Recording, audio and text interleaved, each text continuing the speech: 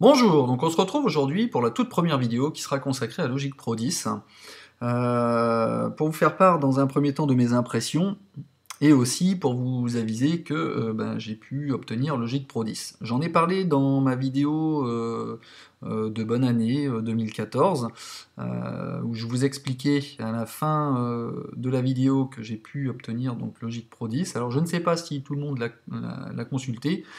Donc là, effectivement, dans le titre de la vidéo, il sera bien marqué Logic Pro 10, donc ceux qui n'étaient pas au courant seront au courant que maintenant, je pourrais faire des tutos sur ce fabuleux séquenceur.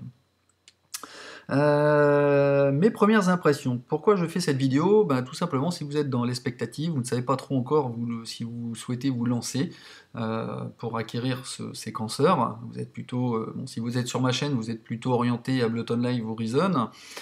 Sachez qu'ils font très bon ménage, si je puis dire, avec Logic Pro, parce que la première chose que j'ai essayé, c'était de savoir si effectivement ils pouvaient recevoir en Rewire, Reason et Ableton en même temps, et je l'ai fait, et ça marche, c'est du feu de Dieu. Donc effectivement, on a vraiment tout le potentiel que peut offrir Logic Pro avec Ableton et en plus Reason, donc tout en un. Je vous laisse imaginer les possibilités qui sont quasiment illimitées. Revenons à Logic Pro. Mes premières impressions, c'est le grand frère de GarageBand 10, donc que je trouvais déjà excellent. Qu'est-ce qu'on peut dire? Ce sont les produits, sans faire de pub pour Mac, effectivement, ce sont quand même des logiciels qui facilitent la vie, qui sont très ergonomiques, qu'on peut utiliser très facilement. C'est un peu comme du plug and play, on a besoin de quelque chose, on va le chercher et ça marche tout de suite. Donc ça, c'est vraiment un gros avantage. Même si on ne connaît pas trop, si on ne connaît pas trop en MAO, en musique assistée par ordinateur, eh bien, on peut gérer très facilement les pistes audio, les pistes MIDI. Il y a un éditeur de partition qu'on peut avoir. Quand vous cliquez, hop, vous avez l'éditeur MIDI, un éditeur de partition qui est très puissant, qu'on ne retrouve pas, ceci dit d'ailleurs, dans certains grands séquenceurs. Je pense que c'est quand même assez important d'avoir déjà tous ces outils en main. Il intègre donc parfaitement, comme je vous disais, le Rewire donc avec Ableton, puisque Ableton peut se mettre également lui en Rewire par rapport à un séquenceur haute. Il accepte Reason très facilement. Ce que j'ai été surtout impressionné, c'est la qualité des instruments, une multitude de sons de qualité exceptionnelle d'usine, avec d'autres évidemment que l'on peut aussi personnaliser. Donc vous avez au niveau des instruments, vous en avez une palanquée avec des drum kits, avec plusieurs types de synthés, avec des samplers, avec des rythmiques, des boîtes à rythme à utiliser, des émulations du B3, enfin bref, vraiment, vraiment beaucoup de choses. En plus, il intègre tout ce que vous avez pu avoir avant, c'est-à-dire dans GarageBand, donc toutes les configurations, tous les packs de sons, notamment ou les jam packs que vous aviez, ils sont intégrés également, donc il va les récupérer, donc Logic Pro va les récupérer.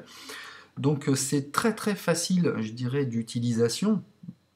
On a alors ici quelques menus d'édition, comme je vous l'ai dit, ici une console de mixage qui est très puissante, où on peut faire des groupes, où on peut faire avec la gestion de bus, tout ce qu'il faut pour créer correctement les choses, si je puis dire. Donc là, nos modules de son, après ça je ne vais pas refaire tout un tuto détaillé, là c'est vraiment pour vous faire part de mes premières impressions.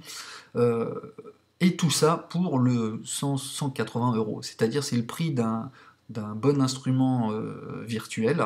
Là, au lieu d'avoir un instrument virtuel, vous avez tout. Vous avez les sons, vous avez toute une structure qui vous permet de faire vraiment des compositions de qualité. Donc si vraiment il y a quelque chose à retenir, si vous êtes hésitant par rapport à l'achat de Logic Pro, j'ai pas de royalty, on sait très bien, Apple ils mettent pas de... Ils donnent rien, tout le monde doit l'acheter, il n'y a pas de souci là-dessus. Donc il n'y a pas de faveur, et si je dis ça, c'est vraiment mon ressenti. J'ai pas de billes chez Apple, voilà, mon grand regret d'ailleurs. Mais bon, tout ça pour vous dire, c'est que c'est vraiment c'est vraiment une application, enfin c'est vraiment un programme qui est vraiment de toute puissance. Je pense que je serais loin d'en faire le tour, mais de ce que j'ai pu voir jusqu'à présent et surtout écouter, c'est vraiment la qualité. Je vous ai dit les instruments, on parle aussi des effets, on a enfin, tout ce qu'il faut, donc évidemment on a tous les audio units hein, que vous avez pu télécharger, des fonctions très très avancées d'effets d'équalisation, de modulation, de pitch, de reverb, enfin ça c'est... On rentrera dans les détails à l'avenir. Donc mes premières impressions, bah, c'est vraiment quelque chose d'extraordinaire, surtout vu son prix. Ça, il n'y a pas photo. Je pense pas qu'on puisse trouver l'équivalent au niveau prix par rapport à une telle qualité. Ensuite, ben justement, je vous avise que je vais faire donc une playlist hein, par rapport à Logic. Alors, c'est l'occasion pour vous de marquer, d'indiquer dans les commentaires si vous souhaitez plutôt des tutos débutants. Si vous êtes avancé, ben, quel problème vous avez déjà rencontré? Est-ce que vous souhaitez avoir un peu d'aide là-dessus? Ben, formulez vos demandes comme vous le faites hein, pour Ableton ou pour Reason ou pour d'autres séquenceurs. Donc j'essaierai de répondre à vos questions.